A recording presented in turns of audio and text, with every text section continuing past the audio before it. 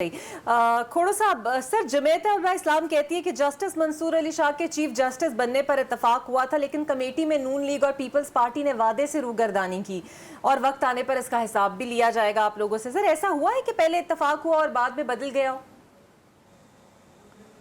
मुझसे पूछ रही हैं आप? जी सर। देखें, बात सुने।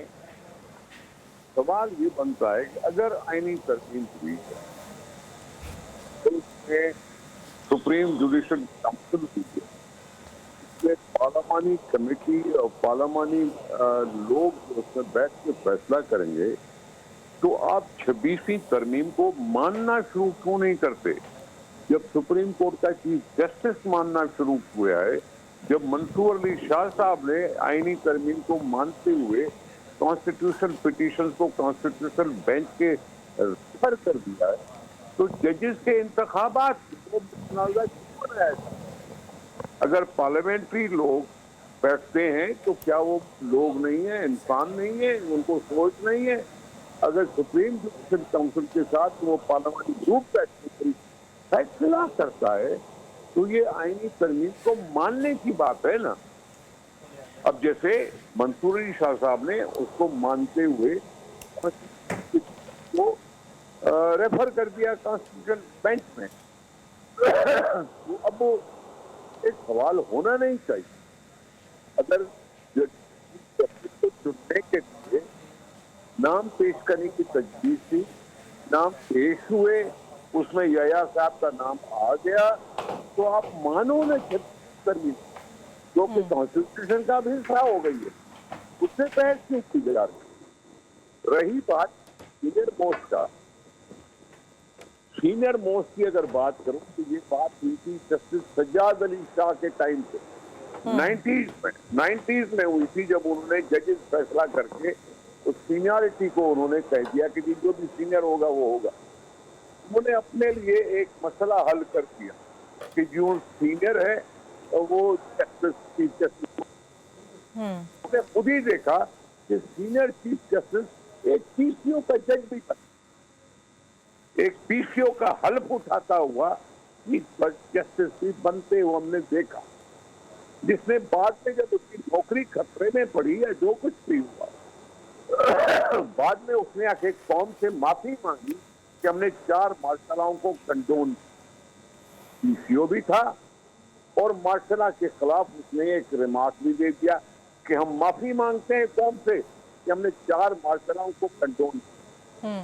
सारी सीनियरिटी के बुनियाद पे हुआ ना, सीनियरिटी के बुनियाद पे चौधरी इफ्तिखार आया, वो था पीसीओ का जज, वो आ गया। जब उसकी नौकरी कहीं खत्म होने पे आ रही थी तो उसने कोर्ट में केस चलाया और कहा कि जी सुप्रीम कोर्ट शर्मिंदा है 4 मार्शलों को कंडोन करने के लिए और कौम हमें माफ करे। ये सीनियरिटी के जजेस से भी सवाल तो उठ गया कि तुम थे तो पीसीओ और तुमने ये फैसला अपनी जगह पे कर दिया। साकिब निसार के लिए क्या कहते हैं? वो भी तो सीनियर मोस्ट है ना, वो भी सीनियर मोस्ट है, तो उसने मुल्क को क्या दिया? अगर आइन में ये कहा गया कि जुडिशल काउंसिल होगी और पार्लियामेंट्री कमेटी होगी जो मिलकर फैसला करती कौन चीफ जस्टिस है, तो उन्होंने तो फैसला कर दिया है।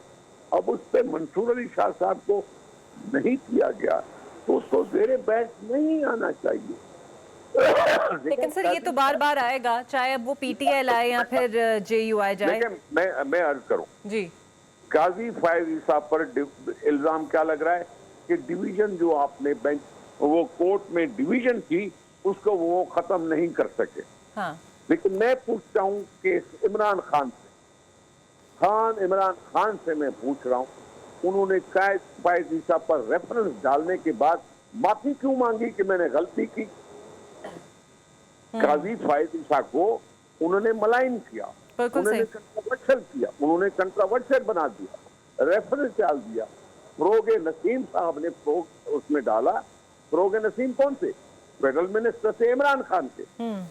उन्होंने केस डाल दिया, उसको मुतनाज़ा बना दिया, उसकी बीवी को खींचा गया, उसको खुद को खींचा गया। इस तरह से फिर बाद में माफी मांगी इमरान खान ने कि जी मैंने रेफरेंस डालकर गलती। काजी फायज ईसा को कंट्रोवर्शियल भी बनाते हो, फिर उसके मुखालिफ भी बन जाते हो। जब आपके हक में फैसला आता है तो उसकी तारीफ करते हो। पता नहीं कितने बयानात हैं इमरान खान के, उन्होंने काजी फायज। बिल्कुल सर, यही पॉइंट सर मैं आगे रखना चाहूंगी।